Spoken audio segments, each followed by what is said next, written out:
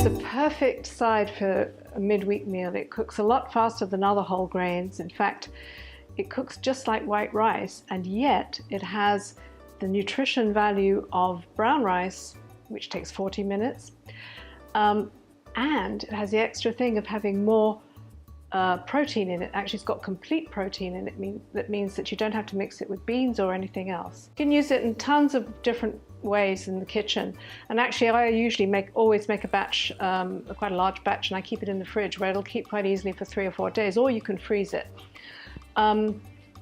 It comes in a couple of different varieties, and yet the nutrition is all the same and they cook the same. We have white quinoa, which we're going to be making today, and we also have red. There's actually a black quinoa as well, which is a little bit harder to find, but it's kind of fun if you want to have something at Halloween that's a little bit, you know, a bit quirky. But it tastes the same, the nutrition's the same, it just looks a bit different. And also you can buy it mixed up, so you have the black, the red and the white all mixed together, so you can get kind of a pretty flecked quinoa. Anyway, so I'm just going to show you how to make it. Now I'm going to show you a little trick that I do, which is I toast it first. Now you don't have to do this, but actually it really gives it a nice nutty taste. So let's go to the stove and I'll show you how to do that. Now the thing with quinoa is that often on the packet they're going to tell you to put 2 cups of water for 1 cup of quinoa. The way cooking it like this, you really don't need to have any more than 1.5 cups of water, and it'll make it light and fluffy and just a little bit chewy. So I'm going to put the plain quinoa in here, and we're just going to just toast the seeds a little bit. Just gives it until they get a little bit of color to them. Now when you do it this, you've got to have all your water measured out and some salt handy and everything. The other thing too, that once we add the water to this, you can add other flavorings. You could put a bay leaf in there if you wanted to, or if you like spicy food, you could put a dried chipotle pepper in there. Anything just to give it a little bit of taste.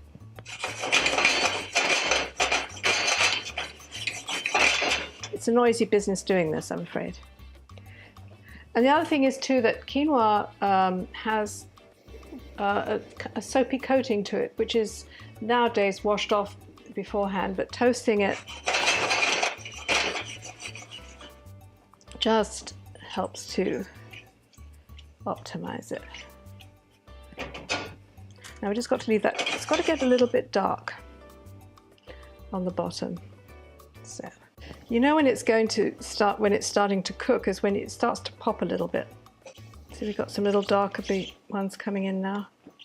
You keep moving it around like that so you can bring the ones from the bottom to the top so that they all get a little bit of heat evenly.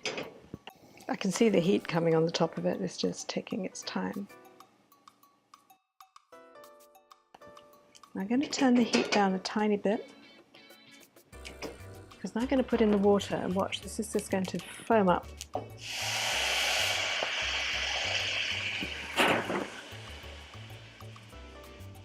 The whole thing comes to the boil again,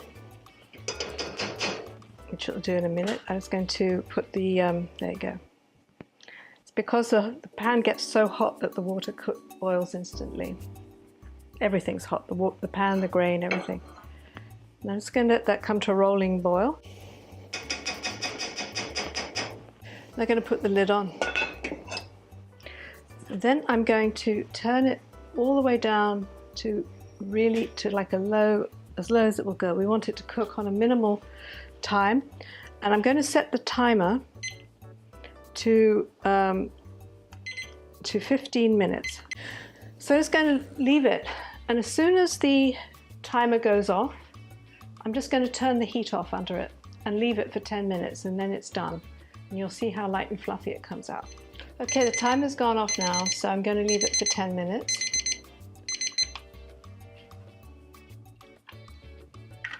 Okay, 10 minutes is up.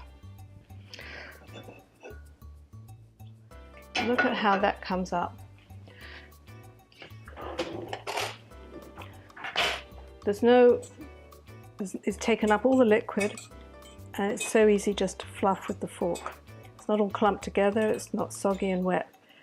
And if you can see, if you can bring the camera in like real close, you can see that there's a little white tail that's come up there that wasn't there before, and that is the indication that it's cooked.